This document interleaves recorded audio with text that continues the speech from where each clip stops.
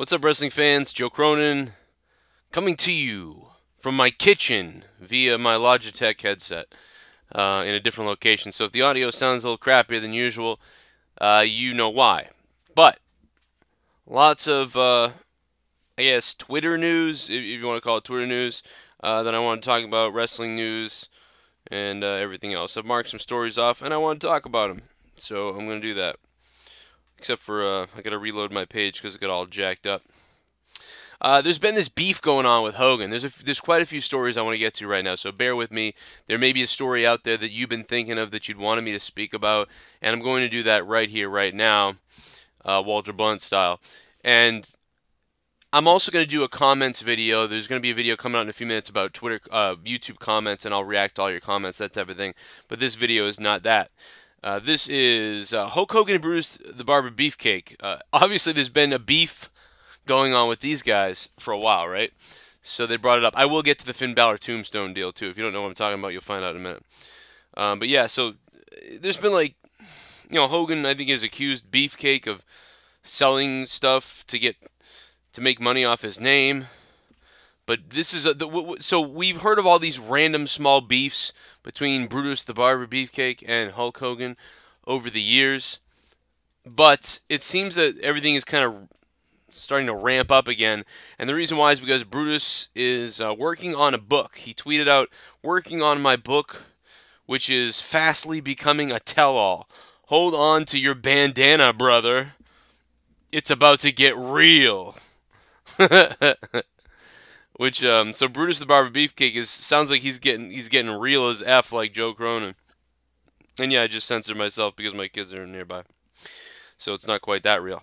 But it is real because, and people, first of all, we're real quick, because people be like, "Oh, you're not that real. You didn't swear." Actually, no, I'm being very real. I wouldn't want to swear in front of kids, so I'm not gonna say it. So that's being real. I'm telling you. Being fake would be if I just said like real as fungus, and then I just moved on, like as if you didn't know what happened. But I explained myself, so shut up. I had a lot of coffee too, by the way. So Brutus the Barber Beefcake says, "Hold on your bandana, Hogan." And then Hogan says, "Got the bandana glued on tight." And then he said, "Get a good lawyer, brother." Hulk Hogan, indicating that Hogan would sue Brutus the Barber Beefcake should he slander Hogan. I would assume that that's where he's going with that. And then Brutus the Barber Beefcake tweeted out, oh God, I don't even remember his name. What was the guy's name that was the lawyer in the WWF back in the day? God, I don't remember his name now. Wow, I don't remember his name. I'd love to make the joke, I can't. And then Hogan said he's always been a follower and has no idea how deep the water is.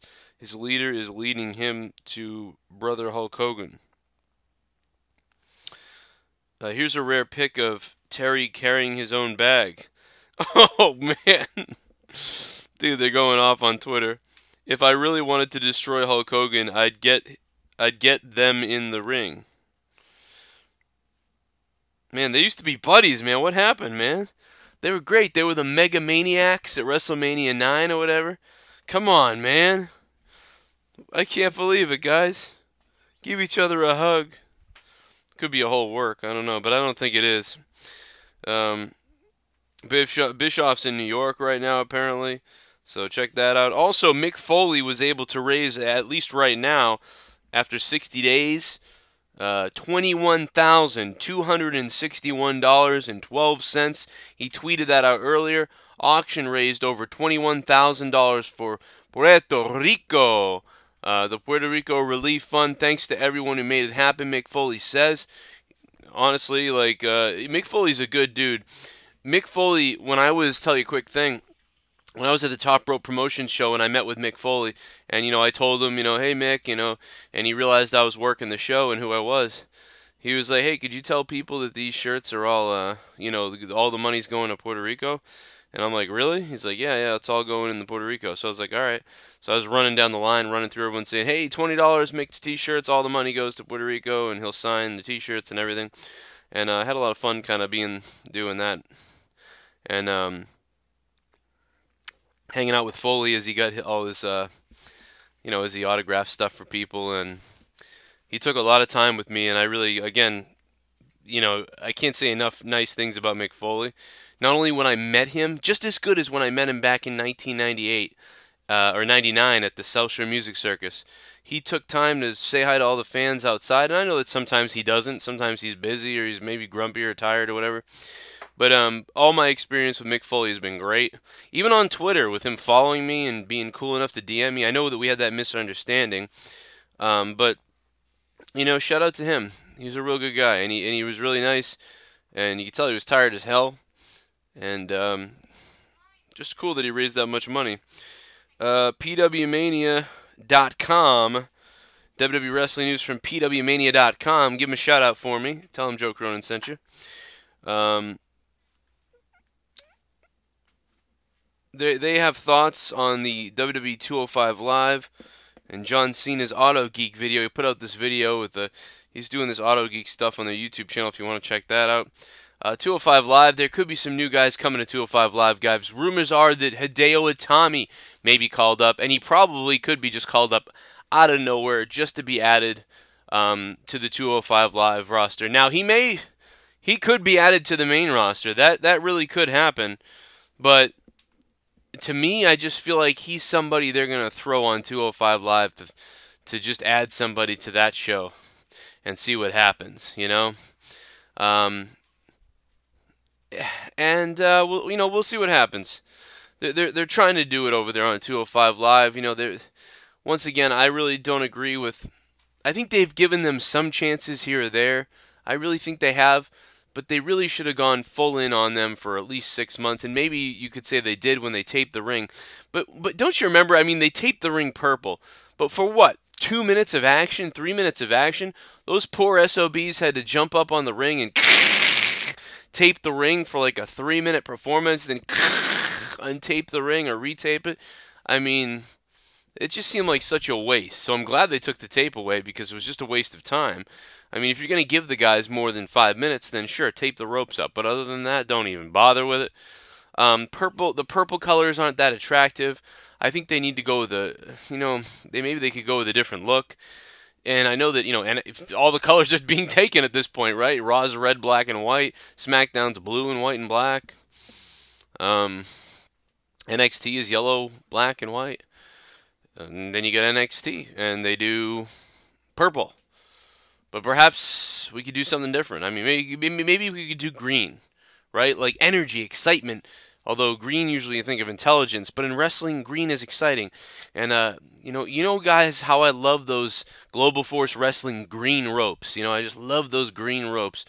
When Jeff Jarrett first debuted Global Force Wrestling a long time ago, Jeff Jarrett, a guy who has been checked into rehab by the WWE, by the way, on their dime, because they have that program. So all that denial and the drinking and that stuff that happened that night, it sounds like he checked himself in, which is pretty incredible after all these years that Jeff Jarrett would now, be using this to check into that.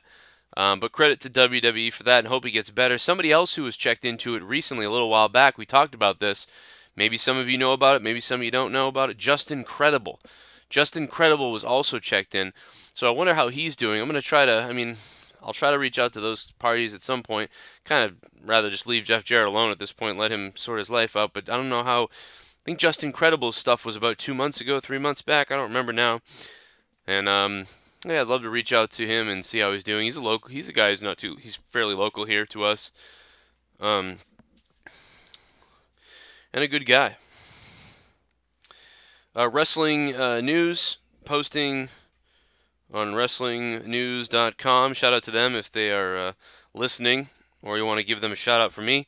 Anybody I mention or I name drop as far as wrestling news sources, like WrestlingInc.com, Wrestling News, whoever, PW Mania, whoever I mention, if you guys want and you're sitting around on Twitter bored as shit, feel free to tweet them and say, hey, Joe Cronin gave you some plugs on his show today, and if you guys want to do that, that'd be cool. Put me in the good graces with all of them. I just want them to know that their stuff's being shared, you know what I mean, and that we're giving them shout-outs, and that, sometimes it's hard to run a wrestling website, and a lot of the news and stuff comes from these sites. It makes it easier for people like us to do videos or podcasts and stuff like that, and these guys do a lot of work, and sometimes not a lot comes back for them for all the hard work. Sometimes it does, and but it's hard to build a wrestling website or any website that's news, and to have it, covered. So just, yeah, do me a favor and, you know, whenever you get a chance, give him a shout out. Be like, hey, heard you on the Joe Cronin Show today, saw the news article, blah, blah, blah. Whatever, shit like that goes a long way. Alright, anyway, let's get to this stuff before I suck someone's ass some more. Nikki Bella has been working her entire career to prove that she's more than just a pretty face. Alongside her twin sister Brie, they took to the WWE Universe by force, and they go into this whole, you know, situation of Dancing with the Stars and, you know, on ABC. But it looks like Nikki Bella and her dance partner fell victims to a double elimination on Halloween from the dance show that she was performing in, and that was so Nikki Bella didn't make it, didn't win. You know, I gotta be honest, guys. I gotta be honest. I had no idea she was on that show. Was it Dancing with the Stars or whatever? I don't know. I didn't know Nikki Bella was even doing that. You know what? I think I did know, but I kept forgetting. Because I keep forgetting. Because I totally shut down when it comes to outside WWE. Someone's got a show, someone's got the thing, da-da-da. I don't even watch Total Divas anymore. I watched a little bit of it, and sometimes it was kind of alright to watch it.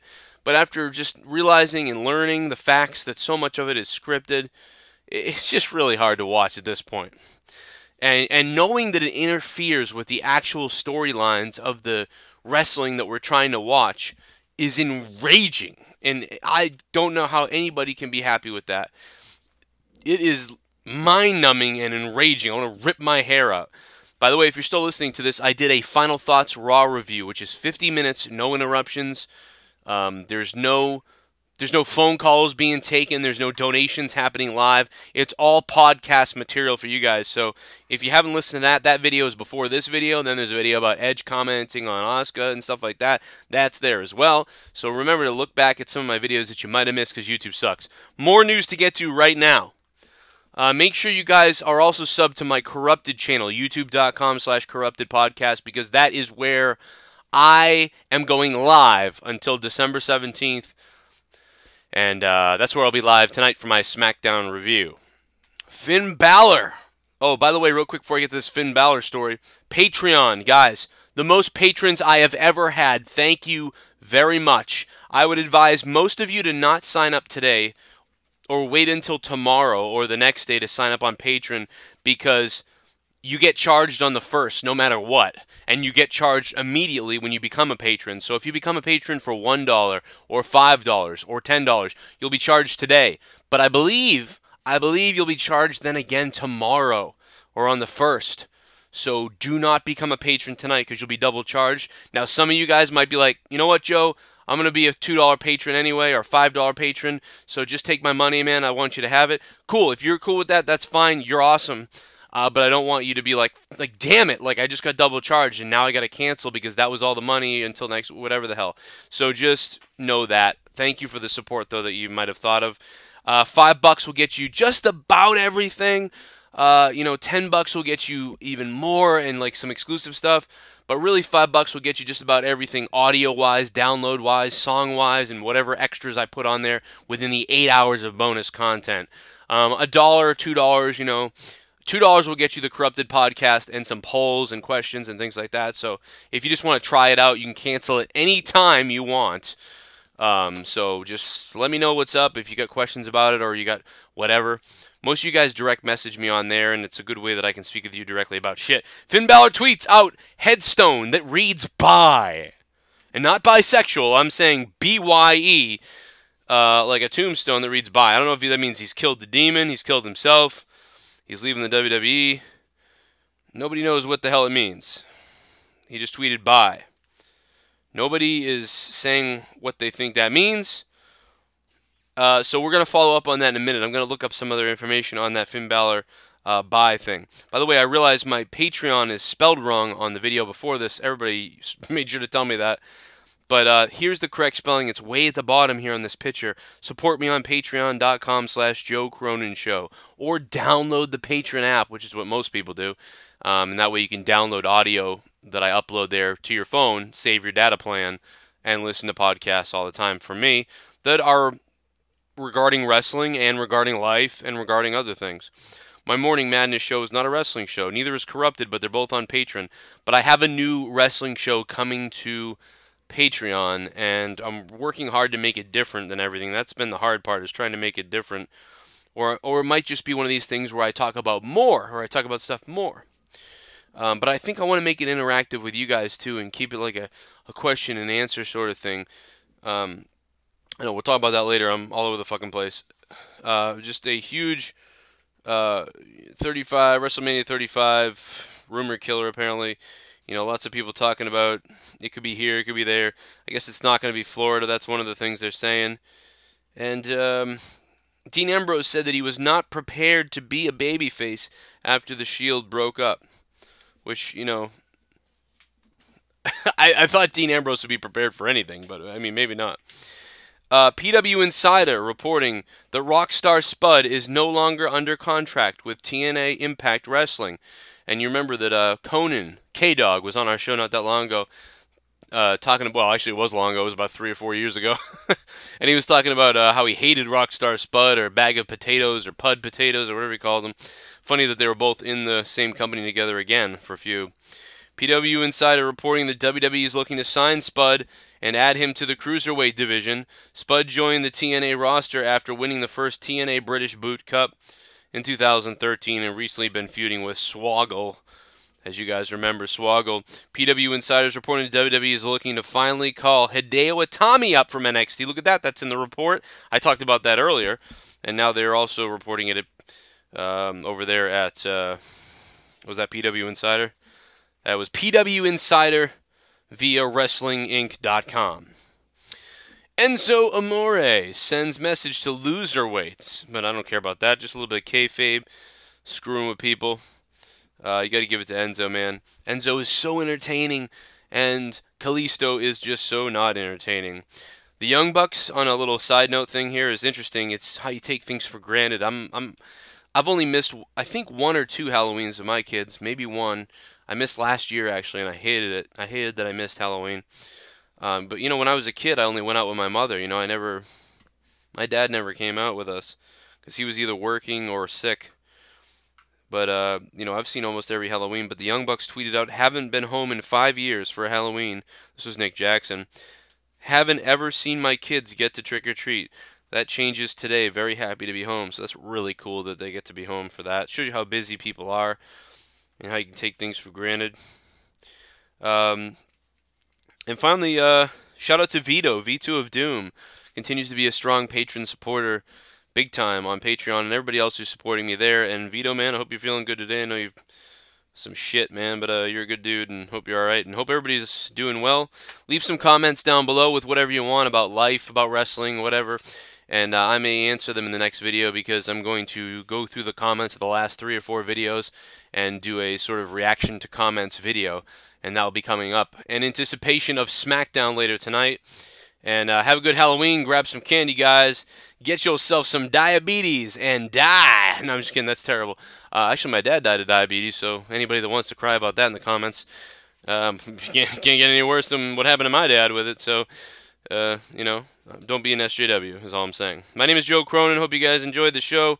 More to come later. Leave it in the comments. Again, watch my previous videos that I uploaded today. You might have missed because YouTube don't push them out to anybody. And by all means, follow me on Twitter at RealJoeCronin. And what kind of loser carries around a freaking tennis racket with him?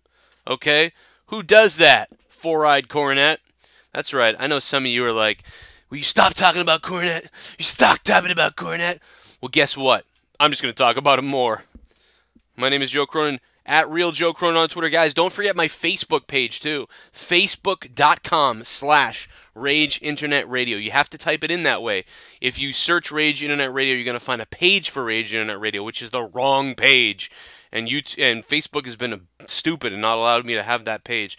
So you have to type in Facebook.com/Rage Internet Radio to find the Joe Cronin Show Facebook page. It's got about 3,700 likes. You'll note it when you get to it. It might have hopefully 3,800 likes by the time you get to it now, because we post on there. I go live from there sometimes, and I put stuff up in there where we can interact and yada, yada, yada bullshit. I'll see you guys later. See you for SmackDown. Hashtag Dingleberries. Hey, you want some more of me? Then watch these videos. You might have missed them Edge says Asuka. He doesn't get the big situation with Asuka. Doesn't get the hype around Asuka. Doesn't quite get it. He even watched her in NXT, but he still doesn't get it. And there's these other stories on the right, too, that you should care about. And if you're new to my channel, subscribe. Don't miss my daily wrestling videos. Daily. That's why I said daily, because it's daily.